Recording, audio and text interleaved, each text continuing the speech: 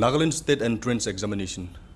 Itu laga qualified candidate khan toile verification kurubo goigina NSF khan pra matinas NSF office ko himate tu itula against the American GB Kahuto Chishi Sumi tai tu li tu kotha oporte against the igina se aru tai tu li tu de ekdam namani gina se ayu American janibo ki garne tai itu kotha di man against the se.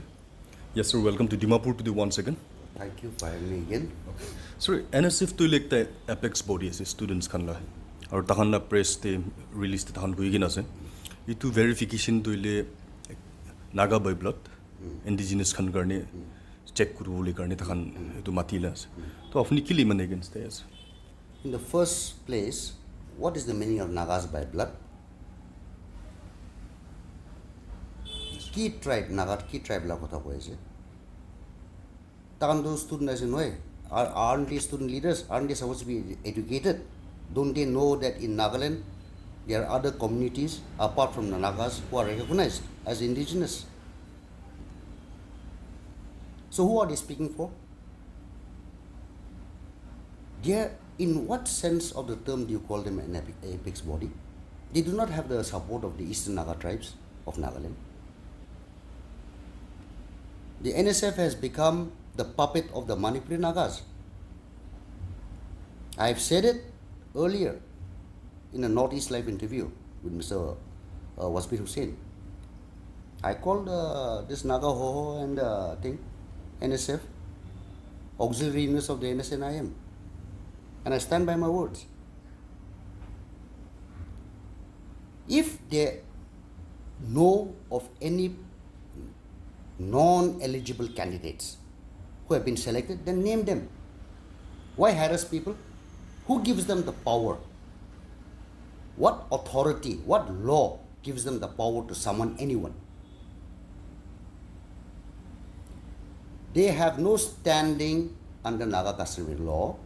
The only standing they have is under Article 19 of the Constitution of India, which states that anybody can form any union or association. Now, a union or an association can pass its laws, but these laws are not legally enforceable. Okay? It is by consent. If I don't want to follow, then they cannot force me to follow the laws of any association, any organization, whether it be the apex tribal bodies, whether it be your village union. Village council is different, okay? But village unions, we have unions at the village level, range level, tribal level. All these have no legal authority to enforce anything. It is by consent. The consent of the member. And why isn't the government of Nagaland doing anything? In an earlier interview, I talked about outsourcing of governance. See, in Nagaland, every issue there, it's very complex because too many players, no? So I cannot address all these issues. But this is what I mean by outsourcing of governance. Who gave them power to do this? The government is doing it by the silence. Government cannot give them the power to verify anything. But they keep silent and people think that they have the power to do so. If my child, this is not a new issue. They tried it last year. You know why? Because I came to learn later on that a few indigenous cookies of Nagaland, they were selected. That's why they tried that. But when I brought up the issue on social media, they kept quiet. Because last year, my nephew also, my grandnephew was also selected. So I told my niece, come, let's file a police case against these people, get them arrested, NSF guys, at that time. Now, the same thing is happening now. This is why I'm urging the parents of those who qualified to file a case against this NSF thing. Jackasses. I call them jackasses. No, they've clearly mentioned that the verification is to identify the indigenous. I know, that's what I'm saying. So, who gave them the power to verify anything? They must know their role in society. Any union, any association is just a pressure group. That means it is there to see that the interests of the members, okay, are not harmed in any way. Now, if they know of any person, non-indigenous, who has been selected, Nagas by blood, that is not applicable, okay? Because first you define what is a Naga. When the Tangkuls, they're calling themselves Haumi in Manipur, they're saying that they're not Nagas. Here in Nagaland, they're saying they're Nagas. So are they Nagas by blood or are they Haumis by blood? Are they Maitis? Because Maitis also recognize Tangkuls as their elder brother. See, these people, their identities are very flexible. And we Nagas of Nagaland, we have been Nagas from ages past. We have got no thing, any controversy about our identity as Nagas. These Nagas from Manipur, who can change their identity at the drop of a hat, they come here talking about Nagas by blood. And they don't understand that Nagaland has non-indigenous tribes recognized who have their ancestral lands here. The Kacharis, the Garos, the Kukis. And also this thing, Mikiris, but the Mikri population is very low. On top of that, they are recognized Nepali communities at Mokokchung, at Kohima, at Dimapur also, I believe. And in Dimapur you have Marwaris also. See, they may not be entitled to ST benefits, okay? There's a difference. They are not entitled to ST benefits because they are the scheduled tribes. But they are entitled to the opportunities provided by the state of Nagaland. So these are just outsiders who are instigating these associations, unions, to create all this unnecessary trouble. And the state government is by acts of omission, they are also involved. They should be arresting these people, saying that what authority do you have? Who gave them the power? Which law? Did the Nagaland State Assembly pass a law saying that NSF can summon people, students? They cannot. That's why a few years back I urged the Sumi Students Union, SKK, to withdraw from NSF. But we don't need them. Who are they? They need us. We don't need them. The same goes for all the tribes in Nagaland who are affiliated with the thing. NSF. We don't need them. They need us. What apex body?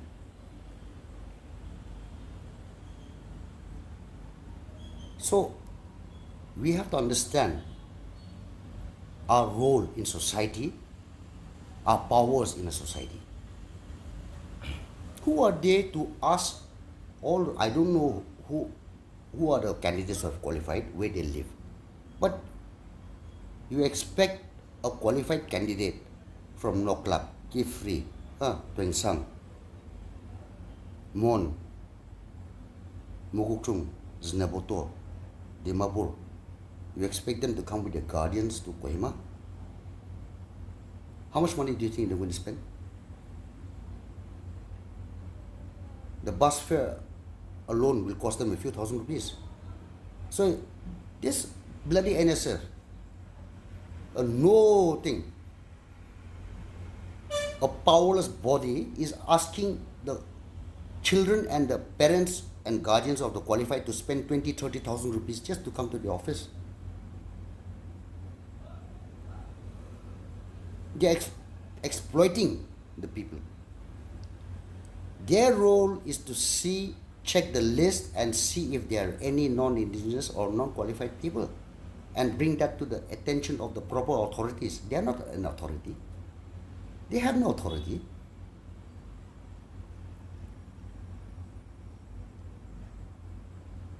I challenge them to show me what authority they have on what matter, on anything. When has the NSF ever done anything for the welfare of the students of Nagaland? They're just mouthpieces, sometimes for the IM, sometimes for the government. There was that RMSASSA thing, issue, which cropped up last year. And I laughed at them saying, hey, do you expect the NSF to do anything for the good of the people? Then their organization, that SSA, RMSA organization, their office bearers, they talk with the thing, NSF talk with the government. And then the government said that they will settle this issue within 18 months. I'm waiting. It's I think around 12 months now. I'm going to wait another 6 months, and then I've got the thing, press release that they've given. I've got the screenshots of people who insulted me. I'm going to post all that on social media. I'm going to have the last laugh because I know exactly who these people are, how they operate. They operate for their own pockets, for their own benefit, not for the benefit of the students or the society. They are crooks.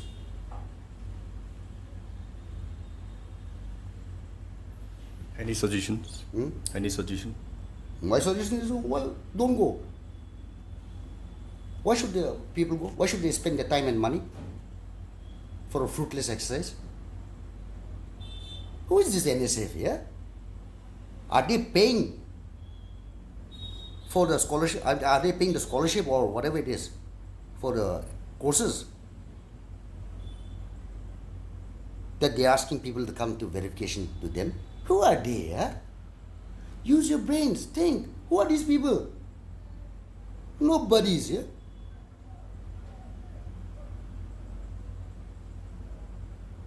So don't go.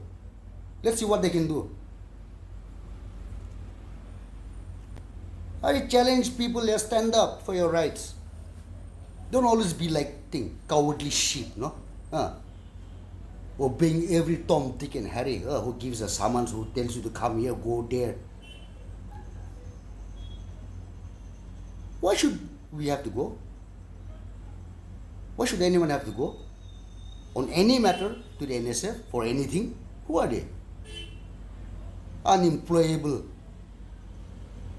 masquerading as students. Their batchmates are either successfully running businesses or in government jobs. These are the rejects of society. And next they will go into politics. They will make money in NSF, they'll go into politics. Then they become MLAs and ministers. But you cannot turn a monkey into a human being just by putting on a suit. There are many times we come, that in order to change the system, one is to go inside the system or one is to be in the system. Itu sayings to apni ki koi? That is just an excuse for people to enter the system. Okay, there are people who will speak out against corruption. And last time I said that they speak out against corruption because they are not enjoying the fruits of the corruption. So when they enter, they will give that excuse. To change the system, I have to enter the system. Okay. Can you tell me of anyone in the history of the world who has changed the system by entering the system? No, there's nobody. You change the system by challenging the system. You have to challenge the system. Who is Mahatma Gandhi? Nobody. See, he had no legal status. He had no thing as just an individual. But he challenged the system, and his power came from his moral authority. See, he did not have any constitutional authority under the constitution of the United Kingdom. He did not have any legal status. He did not have any government position. Just a single man wearing a dhoti and a shawl. He managed to bring down the greatest empire the world had ever seen solely with his moral authority. He challenged the system. He challenged the mightiest empire in the history of the world. So this is what, no? You challenge the system. You cannot change the system by entering the system. And moral authority is real.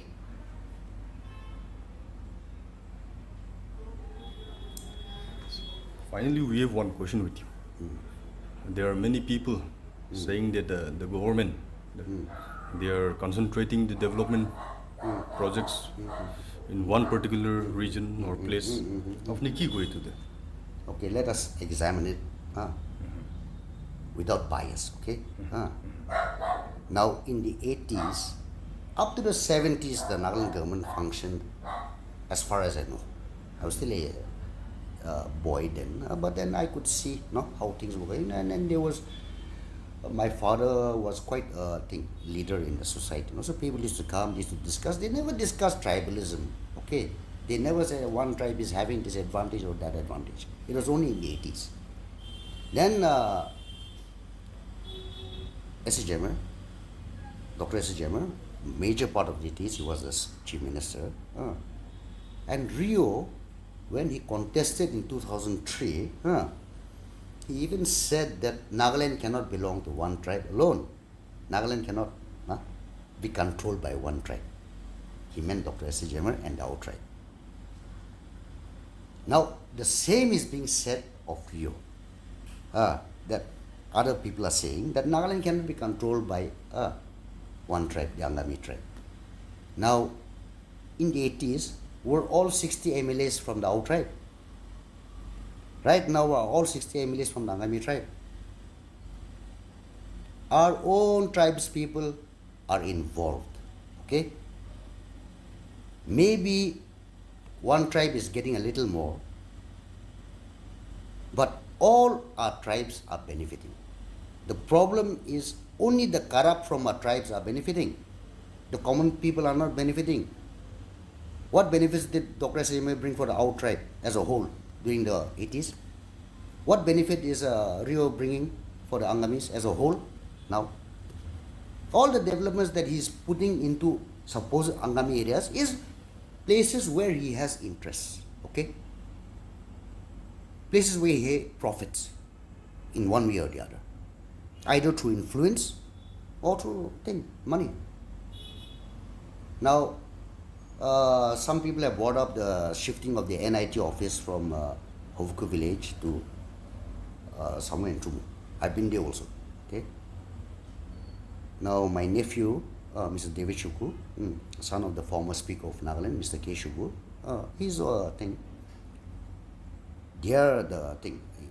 their family, their cousins, their Hovku village, they are their head. So I told him, see, don't worry. You have been compensated for the land. Now, if they decided to take the institute somewhere else, it's okay. The land still belongs to you. It's not the end of the world. See, we think Nagas, our history is so short, that we think only in terms of today. Everything, I must have it now, I must have it today. But this is a process. We are building a society. Okay, let them shift it now. I told him, see, you have got compensation for the land. Now, the land again belongs, it no longer belongs to the government. I told him that. Because the government has violated the terms of the contract. Okay? They said they're going to open NIT there. They did not. So, the money is yours and the land is yours. So, there will be a day when you can use it for some other purpose.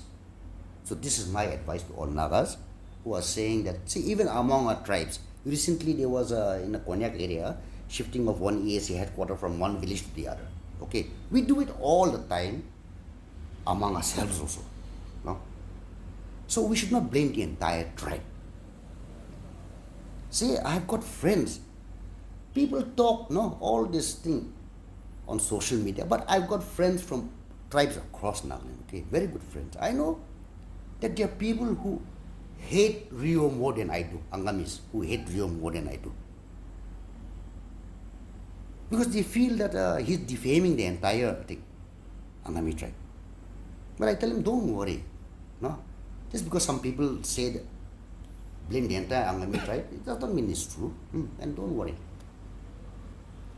So now, when we start blaming the entire tribe, then even the members of the tribe who are not involved with Rio or with his cronies, they will feel alienated, they will feel attacked, and naturally they will start supporting Rio, because we drive them to do that. Okay, you have to understand this.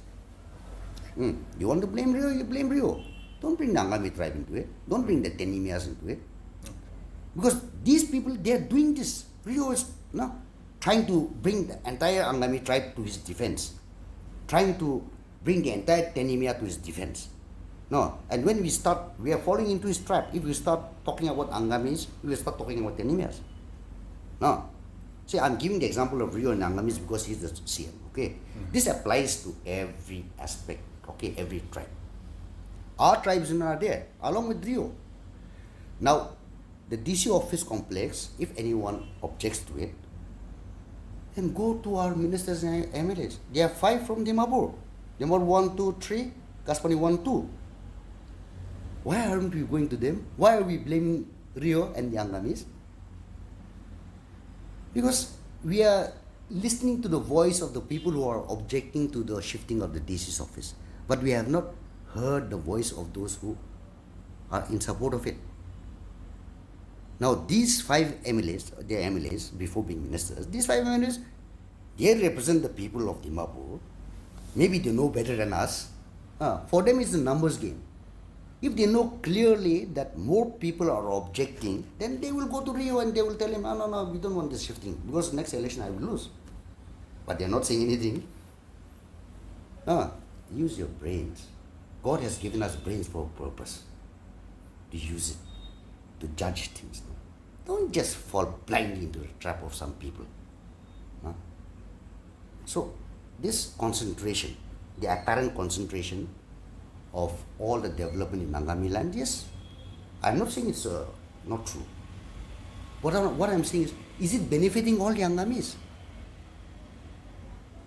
Kohima has been the capital of Nagaland since the British times. I mean, the district headquarters and this. People in Angami villages, there are many of them who are living worse off than we are.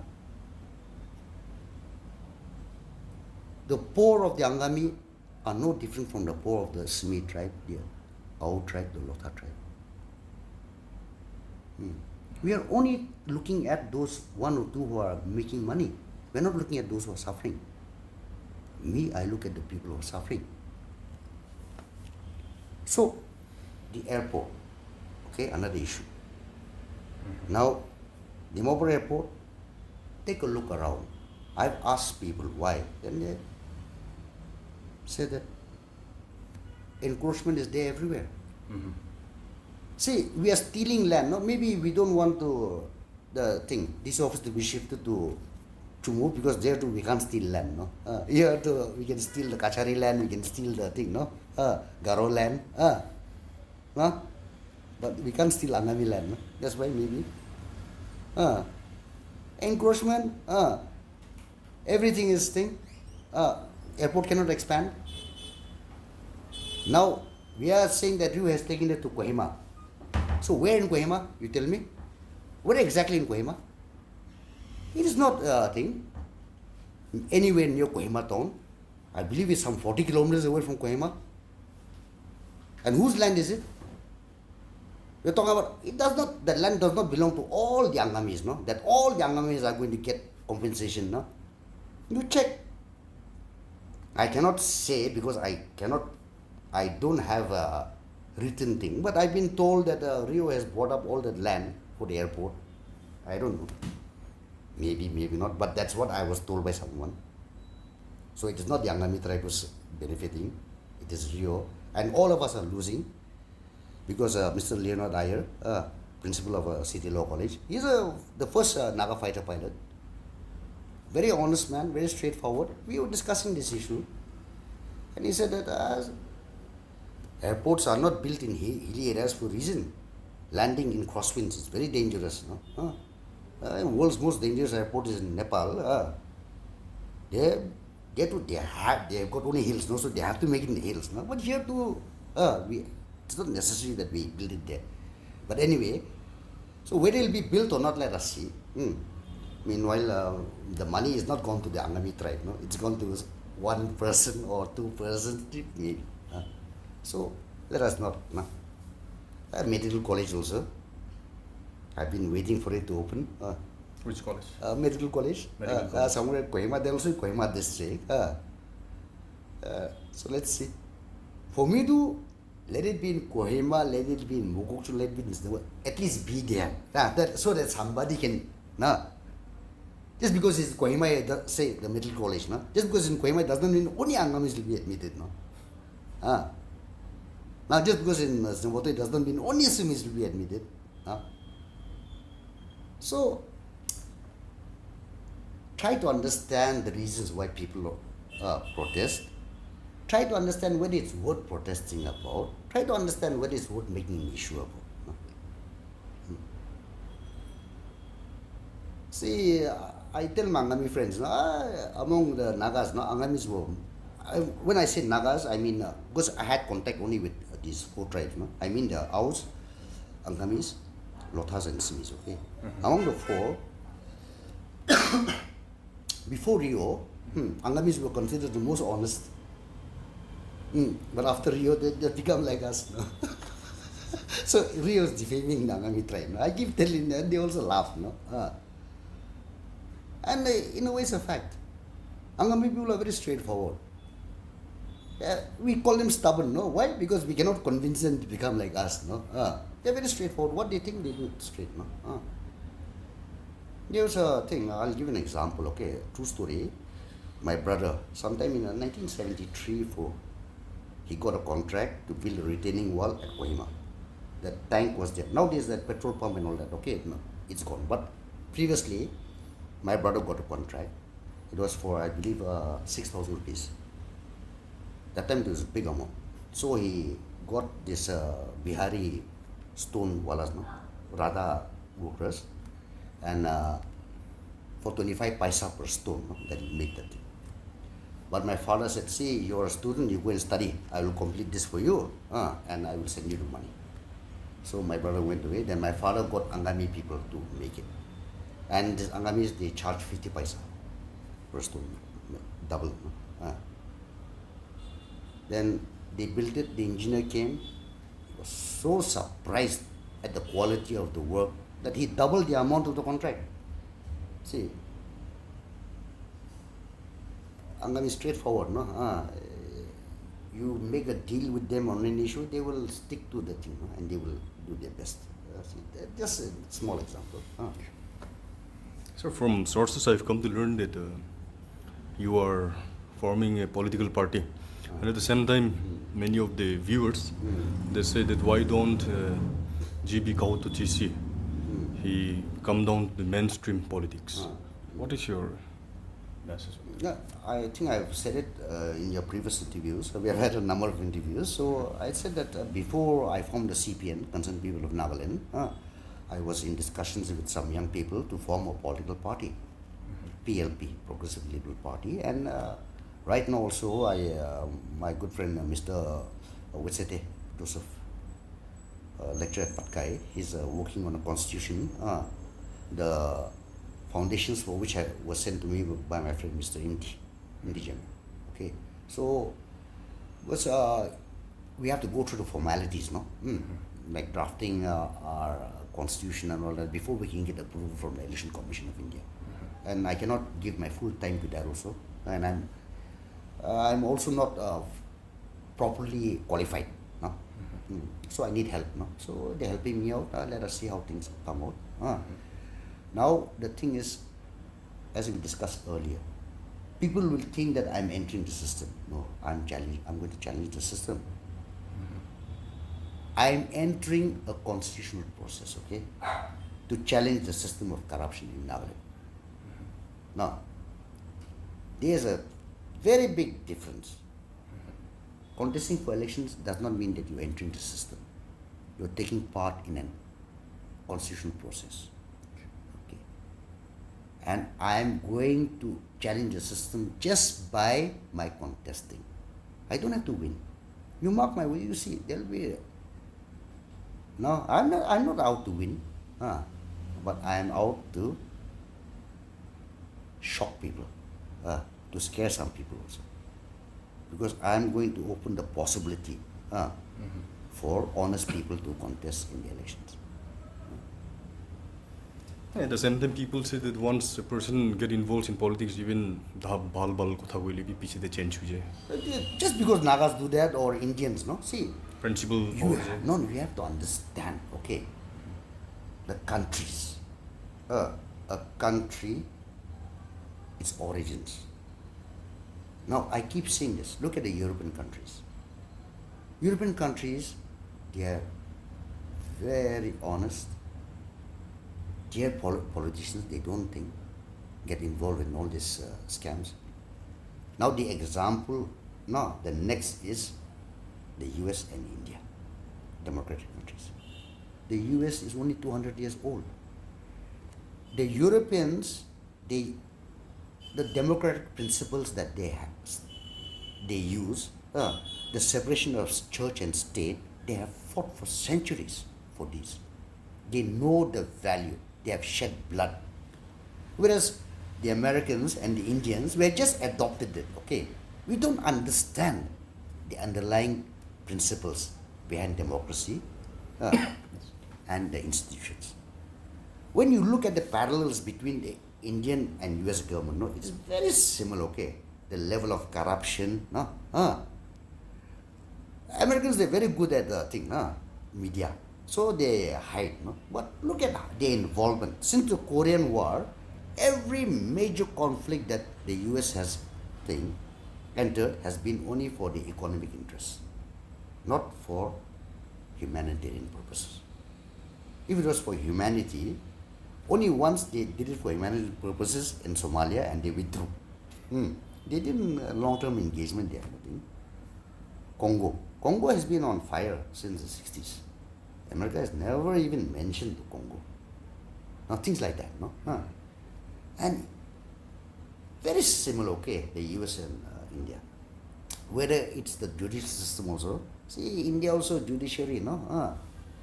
Like we are seeing that some judicial figures are becoming sort of a yes men for whatever government is ruling in power, no? The US Supreme Court has been doing that for a long time. No? So, whether the US or India, we are just copying what people are doing without understanding the value. So, sorry, I missed your thing. The question, what initial question? No, Manu politics to join ho. Yeah. So that is why. Now, when you understand the reason behind joining politics, then you do not become like them. See, I understand the reason why I'm entering politics. Because the purpose of politics is to shape society according to your vision. Okay, it may be good, it may be bad. Okay, but according to what you believe. That is the purpose of it. So if, see here, whether it's in the US or whether it's in India, people are entering politics just for power, for the sake of power alone. The policies don't change. Okay, we are talking bad about, say in the US, the Republicans versus the Democrats. You see the presidents, there's no change in policy, no big change. In India also, we're talking bad about the BJP, but the Congress has done similar things in the past. Now, it's not as if the BJP is doing something totally new. No. So, when you understand that politics means trying to shape society according to your vision, then you understand the reason behind democracy and you cannot be easily changed. I had this discussion, not discussion, and sort of argument on Facebook, in my early days on Facebook. I asked one of our young people, what do you think qualifies you to be a politician? And he gave his personal qualification, no, his educational qualification, work qualification. That no.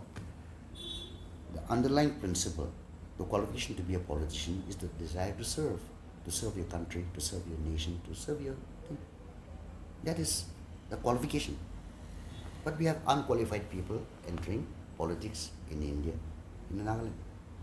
People who just want to serve themselves or society. Thank you so much, sir. Thank you for joining with Dimapur today. So,